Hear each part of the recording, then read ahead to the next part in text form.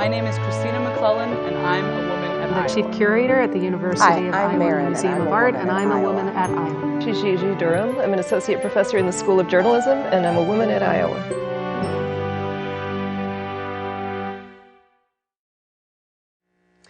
Thank you for joining us for another episode of Women at Iowa, a program that documents the history and experiences of women at the University of Iowa. I'm your host, Karissa Haugeberg. Today's guest has a range of scholarly, political, and personal interests, including racism, human rights, and gender equity. She helped to construct national constitutions for South Africa, Palestine, and most recently, Rwanda. We have asked her to join us today to discuss her distinguished legal and teaching career, as well as her personal philosophy about family. Welcome, Professor Adrien Wing. Thank you very much, Karissa. I'm delighted to be here. Thank you. Several of our guests have talked about having early formative experiences of watching their mothers have to be breadwinners, often unexpectedly. And this was the case for you as well. Can you describe this early experience for you of watching your mother become a breadwinner? Yes, my mother, Catherine Pruitt Wing, was trained as a teacher, went to Hunter College in New York, got a master's degree in 1953, married my father, Dr. John Wing. He was the breadwinner, and then when I was 9 years old in 1965, he died unexpectedly. So all of a sudden, she had to go from being a housewife and mother to 3 children. I was 9, and my sister and brother, who are twins, were 6, and so she had to start all over. And an entry-level teacher at age 36 was a whole different income level than it was to have been living on a doctor's salary. So she raised the 3 of us on her own, never remarried, never dated, and managed also to put us through 3 private schools. So that was quite amazing to me and quite formative about the need to finish your education as a woman so that if something happens to you unexpectedly in life, that you'd be able to carry on and support a family. Yeah, that's really interesting that that's a theme that seems to bind a lot of the women we've talked to together. Where were you raised? I was born in Oceanside, California at Camp Pendleton Marine Base, lived in California and LA when I was very little, but I was mainly raised in Orange, New Jersey, which is a suburb of Newark, which is itself a suburb of New York City, so about 25 miles away from New York City. And so I lived there all the way through high school, and then went to Princeton, which was about 50 miles away, through college. Okay. And you attended private schools on the East Coast, right? Can you describe what that was like? Yes. Here in Iowa, private schools are not really a big part of our educational culture, but back east, a lot of the public schools are very bad, as they were in Orange, New Jersey. So I went to first to an all-girls school for 7th, 8th, and 9th. It was called the Mary Baird School for Girls. It was like a finishing school for very wealthy women, some of whom would then go on to Wellesley and Vassar and places like this to then marry very rich men. So I went there, and that was actually I didn't want to go from the public school, but it was very good because in that period, in 68 to 71, public schools were not emphasizing education for girls in other than traditional ways, such as being a social worker or a teacher, which is an honorable profession. And so, but at the girls' school, they said, hey, you can do anything. And so even though most of them would grow up ideally to just marry rich men, so I had access to sports that were not available in the public school. So I was in field hockey, lacrosse, volleyball, basketball. And then in 10th grade, there was a revolution in private schools back east where they became co-ed. So I ended up going to an formerly all-boys school called Newark Academy, where I was one of the first 49 girls in a 200-year-old school. So that was such an abrupt change where I was in a very macho environment. These boys traditionally went to Ivy League schools. Princeton was one of the feeder schools. And so then they had not developed a tradition of treating girls differently. So when we came in, we were treated just like the boys, so to speak. And so that was very interesting as well. And those young men normally would go on and become captains of industry, this kind of thing, and marry women who had gone to schools like the Mary Baird School for girls, but now we were all in one school. So it was a very unique background that I had, and I was one of the only black students at both schools. And also I was on a scholarship in large part, and so that also was a distinguishing characteristic, that I was not one of the wealthy students there, but it taught me how to get along with very wealthy people, the kind of people that I then went to Princeton with, and then Stanford Law School, and then I also got a master's degree from UCLA, which is a public university like Iowa, but tends to be often the people are quite wealthy who go to UCLA. How did attending a private school affect the dynamic at home in your neighborhood? Were the other kids in your neighborhood attending public schools? Or? Yes, the people in my neighborhood were attending public schools. They knew me all the way, through sixth grade, and so it was kind of like, uh-oh, you're becoming white now, aren't you? You're going off with those rich white people. You're no longer one of us.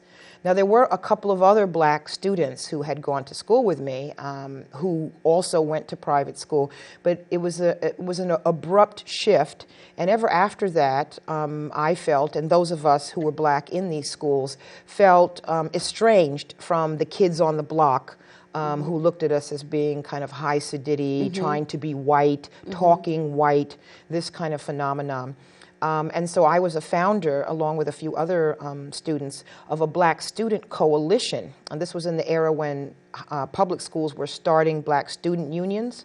So we founded one for not only my one school, which didn't have very many black students, but a coalition of ultimately 20 private schools in our county, so that we would have a framework of friends who were also in the same experience of going through these very elite schools where we were all minorities, most of us on scholarship. Okay. Can you explain why you decided to pursue a master's degree in African Studies at UCLA before attending law school? Yes. In my senior year in college, I had the opportunity that summer before senior year to go abroad for the first time. And this was at Princeton? At Princeton, yes. I went to Africa on a program called Crossroads Africa. It was the predecessor program to the Peace Corps. And that experience of living in a village for 3 months, working on a school building, made me decide that I wanted Africa to be my career. I had been interested in Africa since I was little. In the 1960s in the U.S., you had big movements, in the civil rights movement, back to Africa, let's focus on Africa, we are Afro-Americans, let's wear dashikis, all of this. So I was very much influenced by that. And then when I went to Africa, I said, I've got to make it my career. But at that point, going into senior year, it was too late to add anything into my curriculum. I was majoring in poli-sci, and minoring in what they called then Afro-American Studies. And I was also getting a teaching credential to teach high school social studies. So there was no free course that I could take to put Africa into the curriculum. So I decided to defer from Stanford Law School and get a master's at UCLA, which has a top program in African Studies. And my father was an alum of UCLA. And so all my life, I had thought at some point it would be great to go to UCLA. And so I was able to do that and then defer and then go to Stanford Law School, focusing on international law and with the idea of I'm going to have a career in Africa. Do you ever wish that more law students would do that, would take a year or two out to really hone their expertise in a certain area before? Actually, quite a few do. Okay. At a lot of law schools. It is not necessarily the case that people go right from college straight into law school. There are people who work, who do masters, who just are not ready for graduate school, and so they take time off. So, and I think it's good if you're not sure, or else if you want to get a certain expertise. And often people do that through a joint degree, but UCLA, in my view, had a better African Studies program than Stanford did, and I wanted to go to my dad's alma mater, so I didn't do a joint degree. Okay. Can you describe your first job out of law school? I assume that you didn't come right to the University of Iowa? No, I practiced law for 5 years in New York City before I came here. Okay. And so my first job was in a big international law firm in New York. I had worked for them the summer of my second year, and so it's very traditional. After that second summer, you get an offer from that place and you go to that firm, and that's what I did. And that firm was known for doing international law with Africa, as well as primarily with Europe, the Middle East, Asia, and so I went to them to focus on their African work, which I did, which was international business transactions involving Africa, the Middle East, Latin America, but also involve representing governments, governments who are doing contracts with other governments. We represented the National Oil Company of Mexico, for instance, national oil companies from many countries, and so in their interactions with governments or with private corporations, I was involved. I was involved in a couple of cases at the International Court of Justice in The Hague, which is a highly specialized practice. And so I had a fabulous time, but I was working 80 to 100 hours a week, which is quite typical for a big firm. And I had a baby in my second year at that firm, and it was evident that I could not keep up that pace. And at that point, I was only the second woman lawyer to have a baby. There was no such thing as mommy track or part-time, or you either were there all the way or you weren't. And so I knew. What year was this? This was 1984 that I had the baby. Okay. And so I had to figure out, what am I going to do? I was not interested in not working. I just didn't want to have to work 80 to 100 hours. So I then switched to a smaller firm where I only worked 60 hours a week, but I didn't work the weekend. So that way I was able then to, be able to spend time with my family, and then came here in 1987 and have been here ever since. Okay. And what was that process? How did you come to the University of Iowa? Everyone asks me that everywhere I go. How did Adrien Wing, was born in California, grew up back east, end up in Iowa? And that was because of love. Not love of Iowa. I didn't know anything about Iowa. I was at that point married to a man named Rico Melson. He is a doctor, and he owed the federal government for paying for him to go to med school. So under that program, doctors got sent to places in need of doctors from the government. And so they started talking to us about Bureau of Prisons, Indian reservations, Appalachia, places we had no contact with. And one of the places was Iowa, because the Meskwaki settlement needed a doctor. And at that same moment, in February '87, Professor Burns Weston from the law school, who was head of the international program, invited me to come and give a talk at Iowa. And I knew him from the American Society of International Law. So I came out here and I said, I might have to move here. And what would I do in Iowa as an international lawyer? And he said to me, would you be interested in teaching? And I was interested in teaching. My mother and my grandmother were teachers. All of my mother's family were teachers on the secondary school level. But I would not have thought about teaching at that moment. I was just 1 year into the new firm. And I certainly wouldn't have considered teaching other than on East Coast or West Coast. And so I walked into the job. They had an opening. The hiring season was just about over. They had not filled it, and I walked in with the exact kind of credentials that all of the professors were hired with, and was able to walk into the job.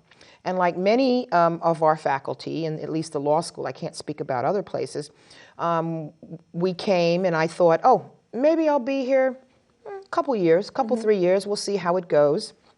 And like most of my colleagues, I have spent my career here, and it has been absolutely fabulous to have done that. And no one that I meet or knew could have imagined that I would ever have been in Iowa, much less that I would be here 22 years, have raised a family, and turned down many opportunities to leave to go to other places, and so it's just turned out wonderfully. And I say that to my women students in particular when they ask me, how do you balance career and family?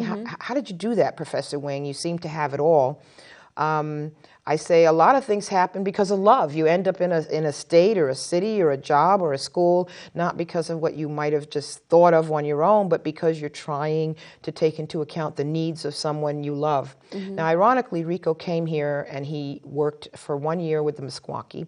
Then he was assigned to Alaska. And I said, I'm not going up to Alaska. I just moved here. There's no law school there. I'm certainly not going to practice law in Alaska.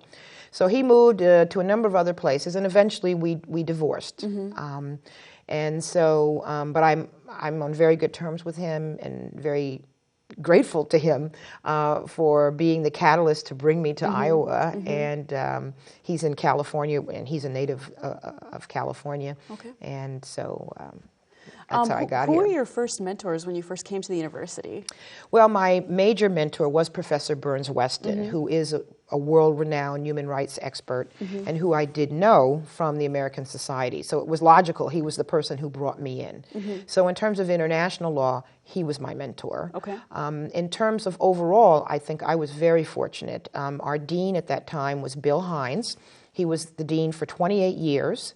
He was the longest sitting law dean. And so he took a real personal interest in me. He wasn't like a removed person. And to me, having lost my father when I was 9, he was very much a father figure. So was Burns Weston. They were a whole generation ahead of me. And then I was also lucky. We had 2 African-American professors, 2 men who were ahead of me. And so Greg Williams, he was a mentor. He left Iowa eventually. Was he in the law school? Yes, these are law school mentors I'm talking about. I didn't have mentors outside the law school here. And Greg left Iowa to become Dean of Ohio State. He's now the president of City College in New York, and he's just been named the president of the University of Cincinnati. And then junior to him was Joe Knight, the second African-American. And he was here most of my career, and then he left to become the Dean of University of Washington, and he now teaches at Seattle U. So I also had African-Americans who were ahead of me. I was not the first African-American, just the first African-American woman. And then there were women who were on the faculty as well, white women, who also took a particular interest in my career. And Martha Shamalis was one. She and her husband left and are now at Ohio State. Mary Lou Fellows, who's now at Minnesota. So I had a core of people of different types who mentored me in those early years when I had to come up for tenure, had another baby, got a divorce, just a lot of things that could have derailed me in major ways. And I would imagine that mentorship is particularly important in law because there isn't the sort of training that there is for other graduate programs. For example, somebody getting their PhD in psychology has experience teaching and working with professors, thinking about how they would envision themselves as professors. Whereas in law school, I would imagine you're not necessarily thinking that way. No, but I think the mentorship concept applies throughout every profession and throughout every job. I don't care what kind of job it is. You can, in my view, not succeed to your full potential in any workplace or in any social organization unless you have people who are ahead of you who take an interest in developing you. So in that sense, I don't think law is any different.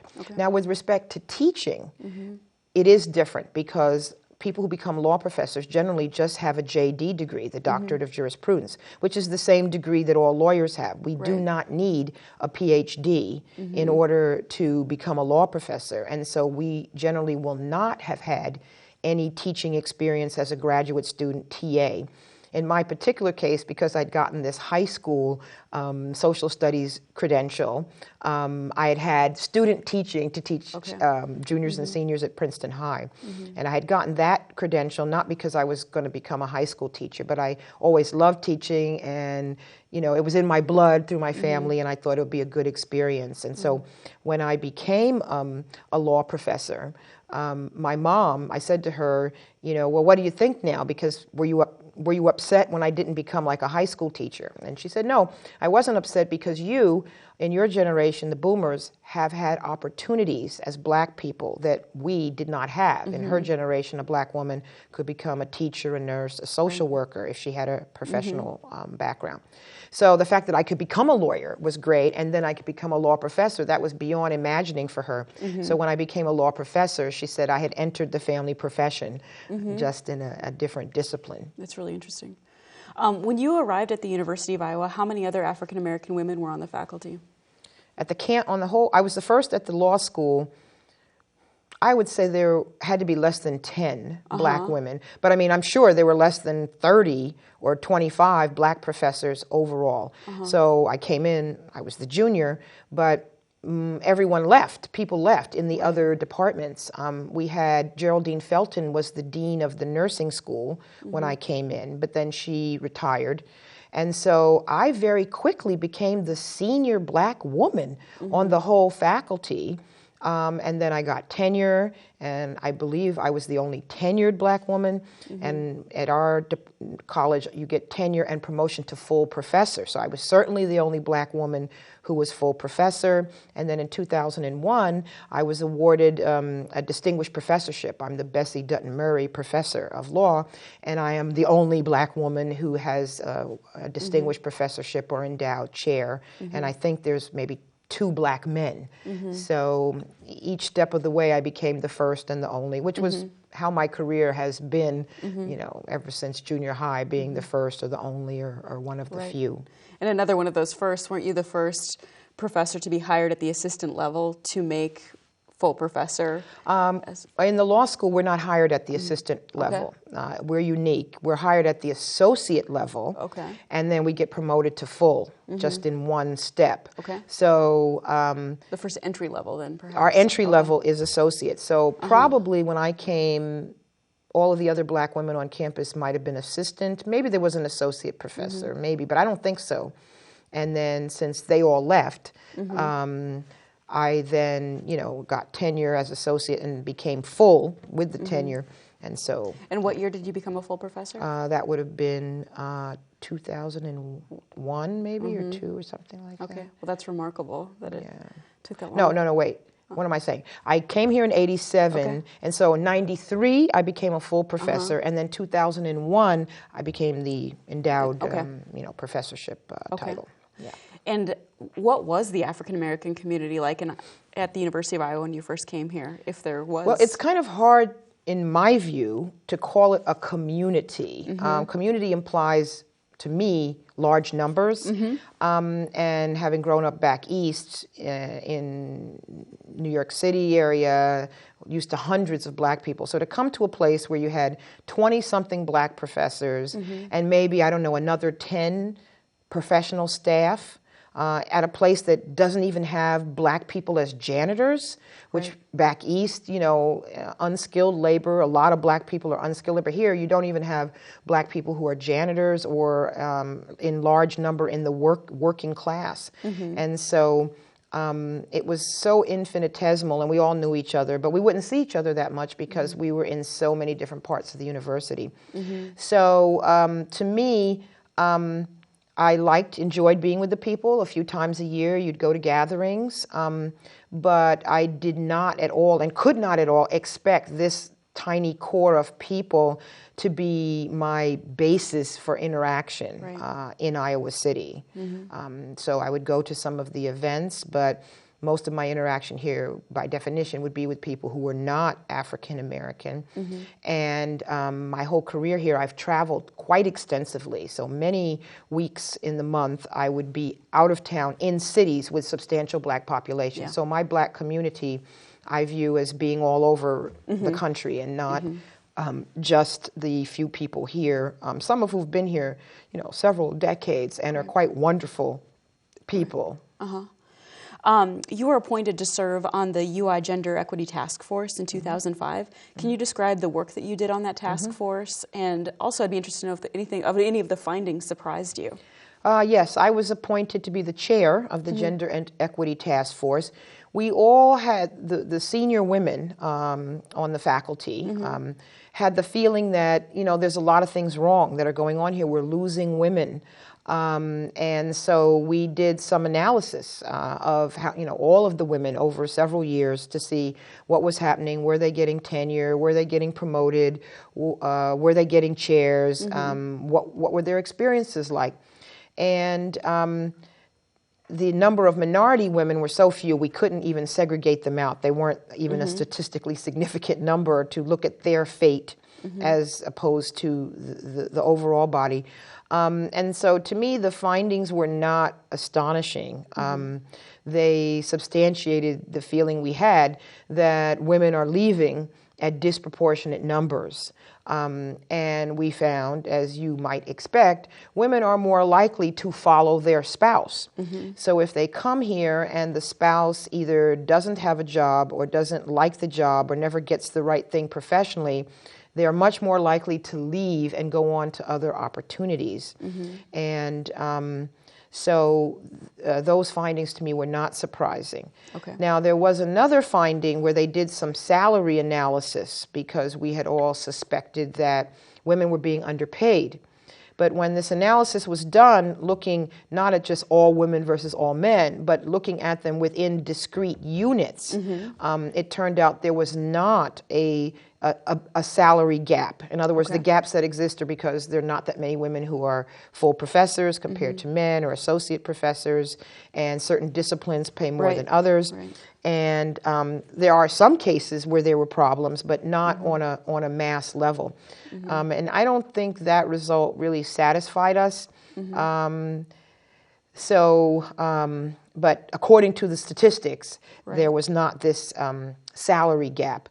But another item we found, which we also suspected, was that women do a disproportional amount of service in terms of committees, in terms of mentoring students, and yet we also are expected to do the same level of scholarship and teaching as our colleagues. And so women commented on how unfair it is.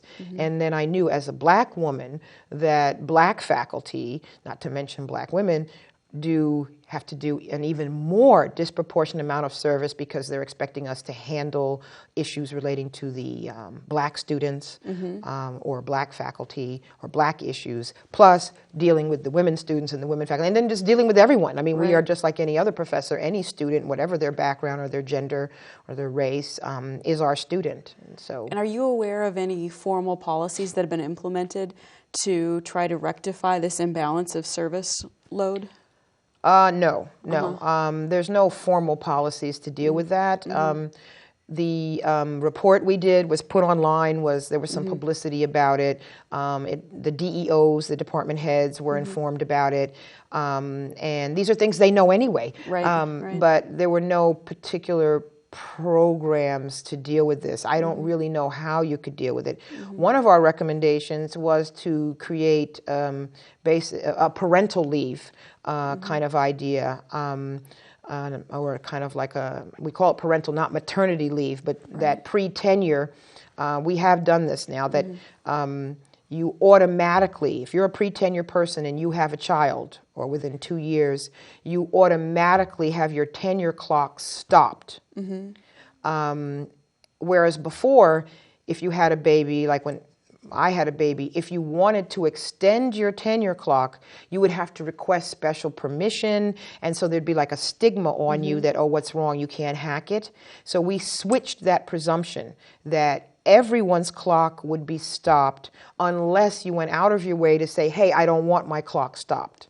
So that recommendation did go through for stopping the tenure clock. But then we wanted to create like a parental leave or reduced load where you would still be paid. Of course, everyone is entitled to take unpaid leave under a federal law. But we wanted to create what exists in most countries of the world, most developed countries of the world, paid leave. And the university was interested in doing that, but I believe because of the financial impact of that, the regents, did not act on that aspect of it, creating paid parental leave. Switching gears to your larger scholarly work and professional work, you were selected to become an advisor to the African National Congress Constitution Committee. How did that unfold?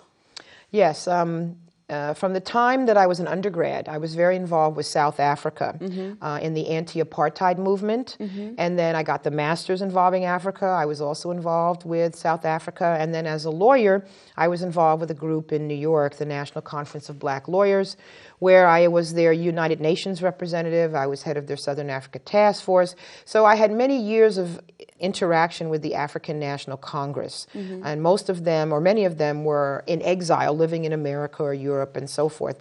And so at a certain point, they realized maybe someday we will be able to rule the country instead of having the apartheid regime.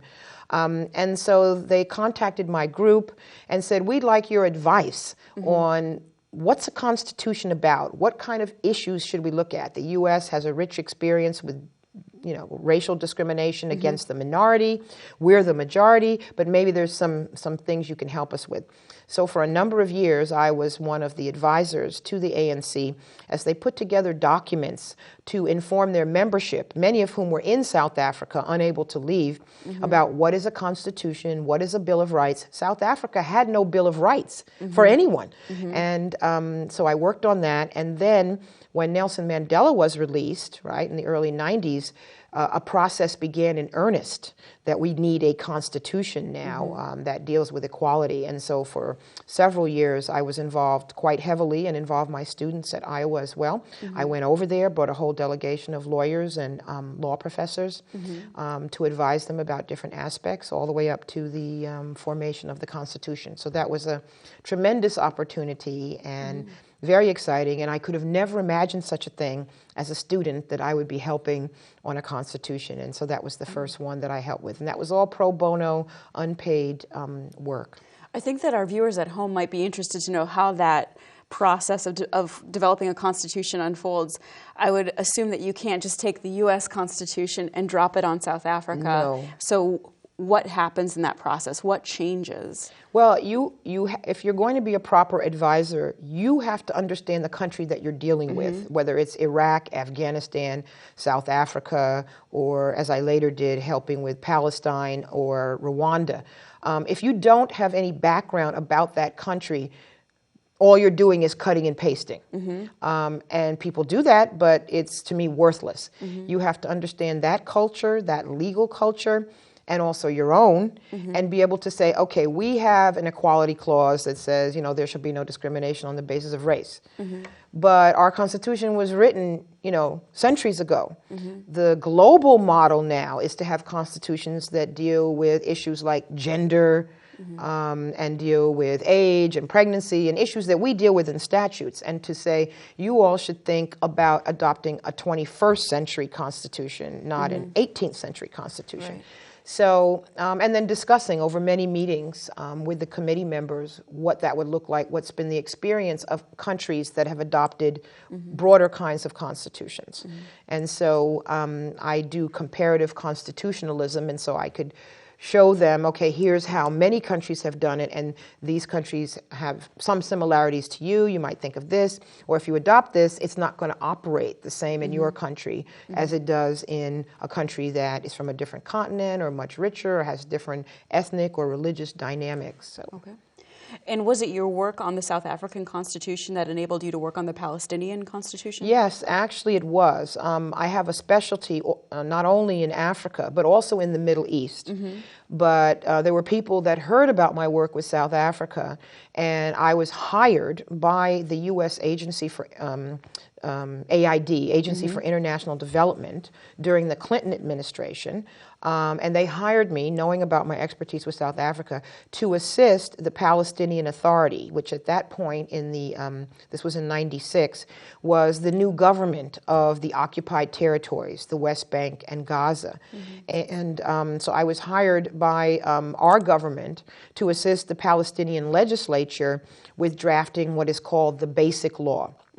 And that basic law was supposed to, and is supposed to still, govern these occupied territories in a period that was supposed to last only a few years, and has actually lasted from '96 all the way up to now. It's still ongoing. Ultimately, there is going to be a final constitution that would take effect when Palestine becomes an independent state, whenever that is, and it's still totally unknown how many more years that would be.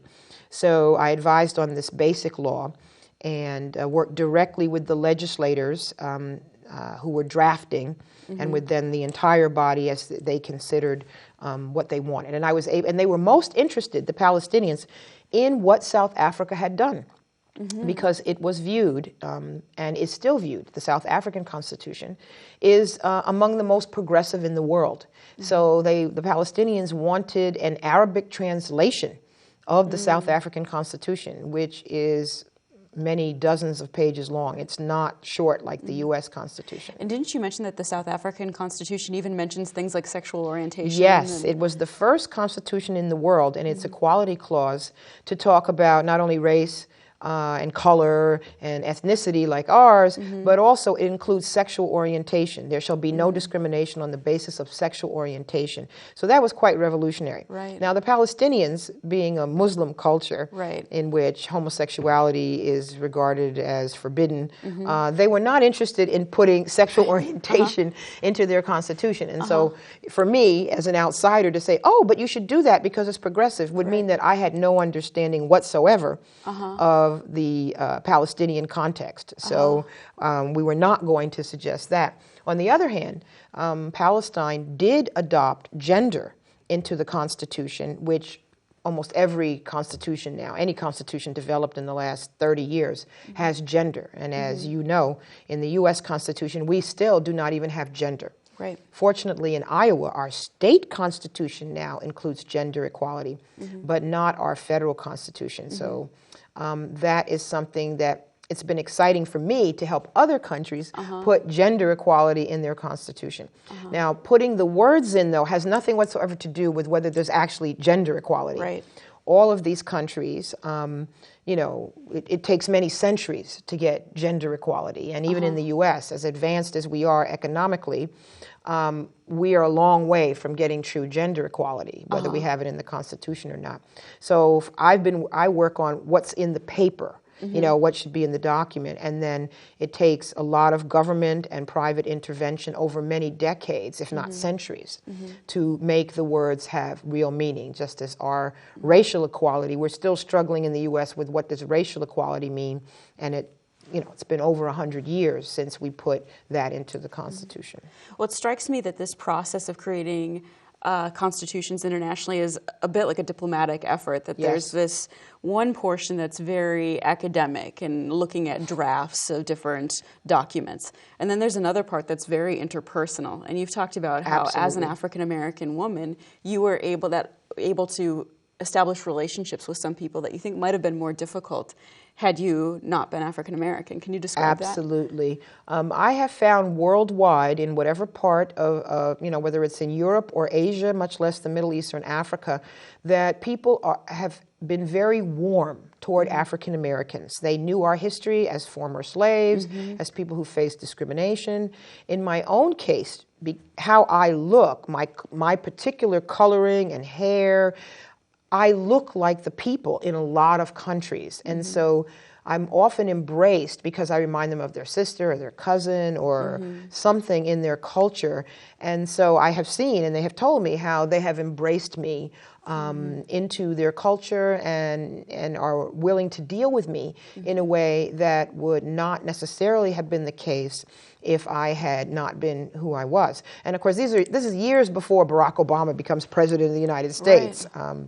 So that's, and the world has seen how him becoming the first African-American president has, at least up until recently, for sure, given us a cachet as Americans that we have a Black American, a true African-American president. And so I experienced some of this on a personal level in my career.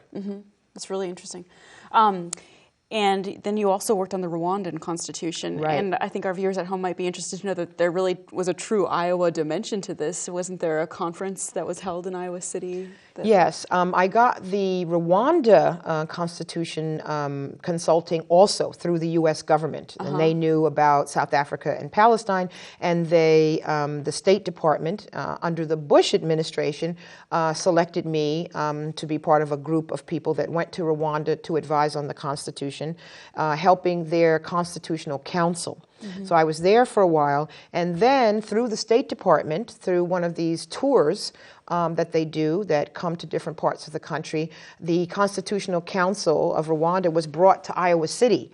So that fall, I'd helped them in the summer, that fall, I think it was about 16 people came over from Rwanda and met in the law school with our faculty and our students. They talked in my race discrimination course, my constitutional law course. You know, this is through French translation. They had translators with them. And so that was really fabulous. It wasn't a conference here, but it was a set of sessions where they were able to see where I came from, and just as I had been able to be with them and help them in their own context. And this is after the horrific genocide that they'd had in '94 I was assisting them, I think it was, I don't know, about 2001, 2002, in coming up with a post-genocide constitution. How do you deal with issues when a large part of your population has been slaughtered, you know, maybe a million people? What does it mean to have an equality clause, and what should be in it? And also, what do you do with the fact that so many of the men had been slaughtered? Right now, Rwanda is the only parliament in the world where I believe it's a majority of women, or close to a majority of women in their parliament. And so that's just like mind-boggling, right? And it's because, in fact, that so many men had been killed, they're not around, but also they adopted a quota system, which many countries are doing now, to increase the number of women in their parliament. So women won those quota seats, plus women won in the non-quota seats, and that's how they got to majority, or almost majority in their parliament. And needless to say, the U.S. is not about to put quotas into the congressional races, and we only have 17% women in our Congress, which is actually very low, a very low percentage. Can you explain, your more recent scholarship has been about critical race feminism. What does that mean? Yes. This is a weird term. Critical race feminism means the legal status of women of color. And I'm the editor of several readers involving this topic, anthologies. And one of them I happen to bring with me is called Global Critical Race Feminism. And it is an anthology involving the status of women of color, globally speaking. So in other words, issues of discrimination against women of color exist not only in the U.S. against African-American women, or Muslim women, or Arab women, or Latinos, or Asians, or Native Americans, but they exist globally. So in other countries, you can have women, they could be the majority, let's say Egyptian women or Palestinian women of their country, but yet they will face discrimination. And then also you have women from the developing world, what used to be called third world women, who are living in countries in Europe, such as the French women who are from the Middle East, former colonies, and they face discrimination when you have laws that say you cannot wear your headscarf in a public school in France. And so critical race feminism looks at the legal status of these women in different countries and looks at what role can law play. Because clearly these are social problems of many generations. So you're going to have to do more than law. But if you have a new constitution or a new statute or a new governmental policy for affirmative action, how can these things help advance women? And it seems to me that you're trying to really complicate the idea, the way that law is applied to issues of discrimination, that one isn't always discriminated on solely because they are a woman or solely because of their race, that it's often it's a the very intersection, complicated. Yeah, and it seems to me that this also has broad application. For example, an ethnic minority in China who is dealing with sexual orientation discrimination, for example. Yeah, that's exactly. Really, so really... we look at the intersectionality of discrimination. So let's say in China, the Uyghurs, you know, who are Muslim minority, a Uyghur female who would be a lesbian, you know, who is disabled and a single parent is going to face so many different types of discrimination. So if you just looked at her as a woman and said, okay, well, we're going to help you as a woman, you might not be helping her on all of the axes in which she's having issues. So our goal for those of us who are writing in this critical race feminism area would be to get a society to realize that in order to help particular disadvantaged groups advance, you have to realize the complexity of the discriminations and design things that address the complexity. So let's say if you bring black students here from Chicago and say, well, they're just black, we'll just help them as black. But if some of them are women and they're single parents, or if some of them are Muslim, or some of them have other dynamics, you've got to have programs that address those dynamics as well, and not just only the gender dynamic or only the race dynamic.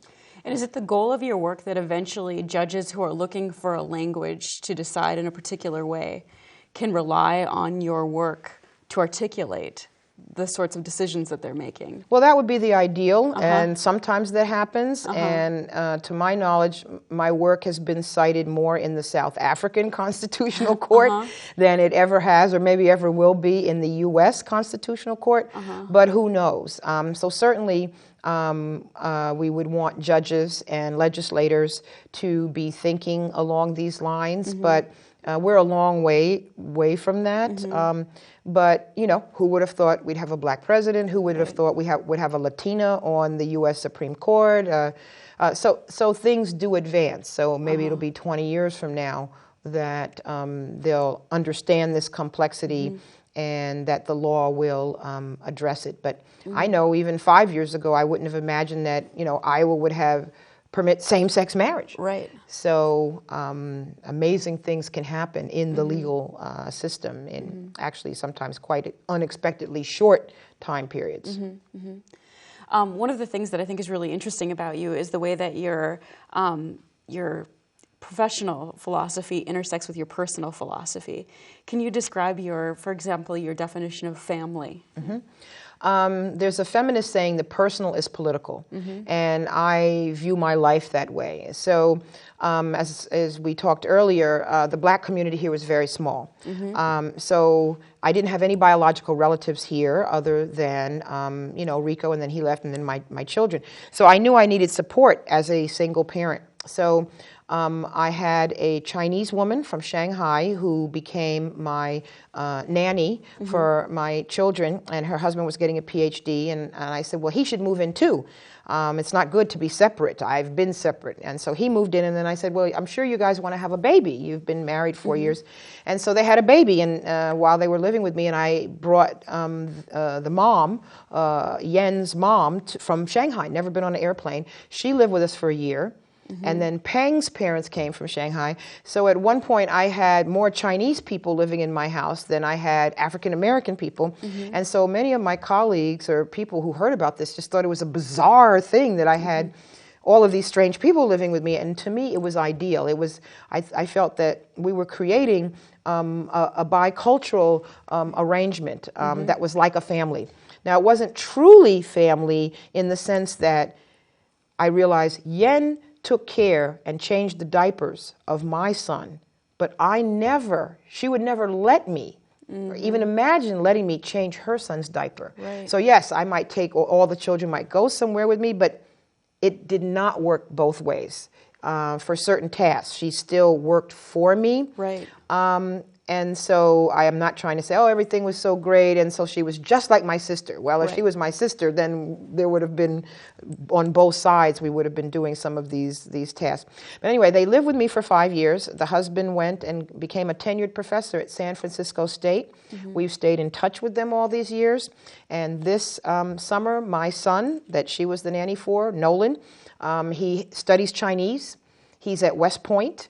And he was in China this summer, and he met Peng and baby Chow, who was the baby born while they lived with us, who's now a freshman at Northwestern. So that we've kept this relationship going all of these decades. Additionally, there are 3 young men up in the Waterloo area whose mom passed away, and I met them. And then I became like a mom to them. I never legally adopted them. One of them was my foster son. And so they are like my sons too. So when I talk about who are my children, I have these 2 biological sons, and then I have the 3 other sons, and I have 7 grandchildren from the oldest 2 of these sons. And so I look at family in a broad way. It is not related to biology. It's not related to what do I have in common with you? And I think it's important, wherever you live, to think like that. I help, I've been like a mom figure to some Ethiopian young ladies who were here in this town. One of them is about to get married. And so in other countries, I have family-like relationships with people that I stay in touch with for many years. And so I just feel that's just the way I have to be. I'm not a millionaire. I will never be a millionaire, I'm sure. But I have more resources than most women in the world and most black people in the world. And I like to use those resources not just for nuclear family or people who are biologically related, but in a broader sense. Okay. Now, you mentioned to me that you work 70 or 80 hours a week. Yes. And yet you have such a rich family life. How is this possible? Well, when my children were at home, they were, part of that was that I had the system of a nanny. and someone who was living in, so that I could leave and go all over the world and do things. And then I also brought my children with me to different countries or into the office. So they were brought up being exposed to the work world. And now all my children are grown. The youngest son is 20 at West Point. So now I don't have any, I don't have to worry, am I neglecting a child because I'm doing something? And so ironically, I work as many hours as I did at that first job that I had in the law firm, but it's my time. There's no one telling me, there's no partner in a law firm yelling at me, please get this done now. But it's the nature of how I operate, and I must have been like that to begin with.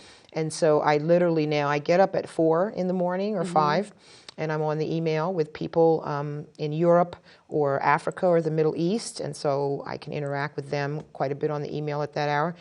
And do a full day. This spring I'll be our director of the law school's London semester program. So I'm getting ready for that. And so, you know, I just combine it all in. But I wouldn't have been able to do anything if it hadn't been for my partner, my current partner, James. He enabled me after the time of the nanny to be able to travel as well, because he's a commercial artist. He works out of our home, and he was able to handle so many things relating to the house and shuttling kids to activities so that I could do the things I was doing in my career. And that's another common thread among the women that we've interviewed, is having a really good support system. Well, I can understand why you're so enthusiastic about your career. You've done so many really remarkable things, and I think the only thing, you know, that's more impressive than the scholarship that you have is perhaps your enthusiasm for it. You're a very good ambassador for women who are considering pursuing a career in law, and you show really what an impact you can have on the global community. So thank you for joining us today. Thank you.